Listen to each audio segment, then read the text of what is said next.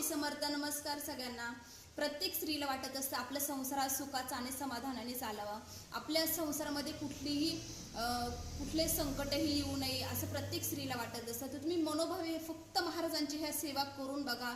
ह्या सेवेचा मी खरं स्वतः अनुभव घेतलेला आहे. ज्या वेळेस आपण महाराजांच्या मूर्तीवर अभिषेक करतो, जेव्हा महाराजांना आपण प्रत्यक्षात आंघोळ घालतो, असं मनामध्ये तुम्ही संकल्पना करा. पुरुष सुक्त आणि स्त्री सुक्त म्हणून जेव्हा महाराजांच्या तुम्ही मूर्तीवर अभिषेक करता, ते तीर्थ असं ते तीर्थ आपल्या घरामध्ये शिंपडा. त्याच्यानंतर आपल्या घरातल्या व्यक्तींना ते पिण्यासाठी द्या. त्यानंतर महाराजांना जो काही आपल्या घरामध्ये भाजी पोळी जो झालेला असेल त्याचा नैवेद्य दाखवा. त्याच्यानंतर धूपदीप दाखवून तुम्ही आरती करा. सकाळी आणि संध्याकाळी तुम्ही आरती करा.